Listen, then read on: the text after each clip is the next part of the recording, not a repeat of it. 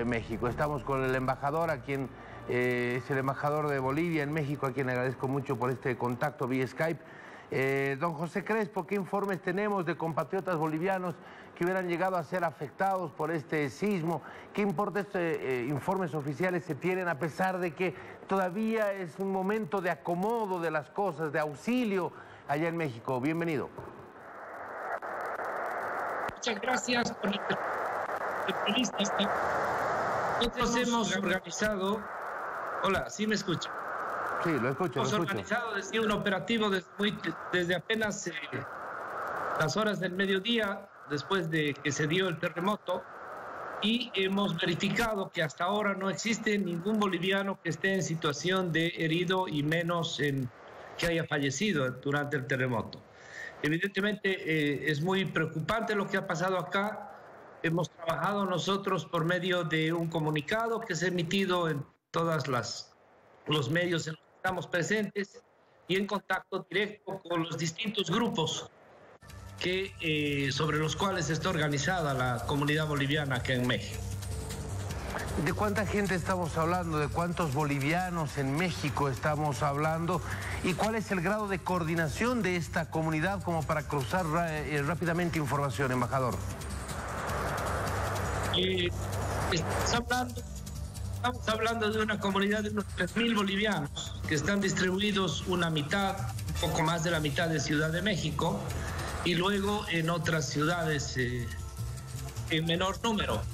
La coordinación se la hace por medio de propios grupos en que los bolivianos están organizados. Por un lado, y por otro lado, los mecanismos que tenemos dentro de la propia embajada. Embajador, muy buenos días. Le saluda Gabriel Oviedo desde Santa Cruz. Quisiéramos saber si hay bolivianos que han tenido que ser evacuados, que si están en albergues, si han perdido sus pertenencias a consecuencia de este sismo. Como les decía, tenemos esos mecanismos y luego otros que el propio gobierno mexicano ha puesto a disposición de las misiones diplomáticas acá en México, donde se puede averiguar exactamente si existen bolivianos en las situaciones, Gabriela, que usted mencionaba. Esto hasta ahora no tenemos ninguna información, solamente nos hemos dedicado a conectar a algunos de los familiares que están en Bolivia que no habían tenido contacto con sus familiares que están acá en México. Ese ha sido nuestro... porque por suerte no hemos tenido que lamentar ningún otro problema, ¿sí? Yo quisiera, si usted me permite, Gabriela y Jorge, en La Paz, el correo electrónico para que los bolivianos que están buscando a su familia acá en México puedan dirigirse y nosotros colaboremos con ellos, ¿sí? En bolmexico@gmail.com, en embajada de Bolivia y México de este país, @gmail.com. ¿Qué es lo que se necesita más en cuanto a ayuda? Seguramente el gobierno boliviano en los próximos minutos, en las próximas horas, va a activar algún tipo de ayuda, pero ¿qué es lo que las autoridades en México han ido pidiendo en estas últimas horas como elementos de mayor necesidad?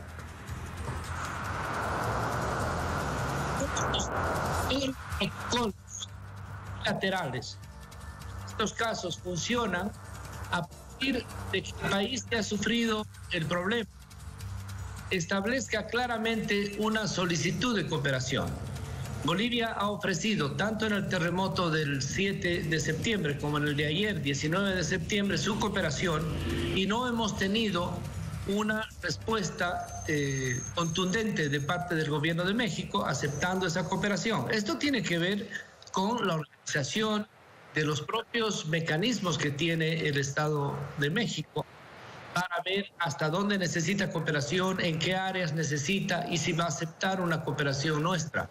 Ese es un tema absolutamente soberano de México. En este caso, cualquier otro país que sufra este problema de este tipo. Es el último informe que se maneja allá en México en cuanto a la afectación de este terremoto. Estamos hablando de un saldo de fallecidos, heridos, desaparecidos y también la afectación económica que implica la destrucción de tantos edificios. Este es realmente un problema mayor, o sea, la dimensión del terremoto. Si bien en términos de grados es solamente 7.1, el hecho de que el epicentro esté muy cerca de la Ciudad de México ha ocasionado evidentemente más daños, ¿no? Las construcciones medianas, por supuesto no todas, han sufrido las consecuencias. Estamos hablando de media centena de edificios que han sido seriamente dañados, algunos de esos se han caído enteros. La cantidad de muertos registrado hasta el día de ayer por la noche estaba sobrepasando los 120. Se han registrado ya algunos números de desaparecidos. Entonces estamos realmente en una situación muy seria, muy seria, porque el epicentro del terremoto se dio entre los estados de Morelos y Puebla, que son exactamente frontera con la Ciudad de México. Entre la Ciudad de México y estos estados no existe nada en medio, ¿no? Embajador, ¿se ha podido comunicar con las autoridades de México precisamente para activar estos mecanismos de ayuda, de solidaridad? ¿Cuál es el plazo establecido que se tiene aproximadamente para elaborar estos protocolos de ayuda organizada de los países? Eso depende de cada uno de los países, ¿no? Lo que hemos hecho nosotros, por medio primero de una declaración, el presidente Evo Morales, y luego ya con notas formales de la Cancillería, es ofrecer nuestra cooperación. Cada uno de los estados, en este caso México, es absolutamente libre de aceptar esa cooperación, de ver hasta dónde la da. Es un tema de organización interna, ¿no? Esto ocurre en todo este tipo de lamentables episodios. Es importante, sin embargo, mencionar que esa decisión, esa voluntad del presidente ha sido expresada de un momento a las autoridades mexicanas, ¿no? Contacto de nuestro embajador de Bolivia en México, a propósito de lo que nos incumbe, nos atañe, que es precisamente el tema de bolivianos afectados o de bolivianos víctimas después del terremoto registrado el día de ayer. Gabriel Oviedo, también muchísimas gracias en Santa Cruz por este contacto. Hasta cualquier momento, Jorge Tejeda.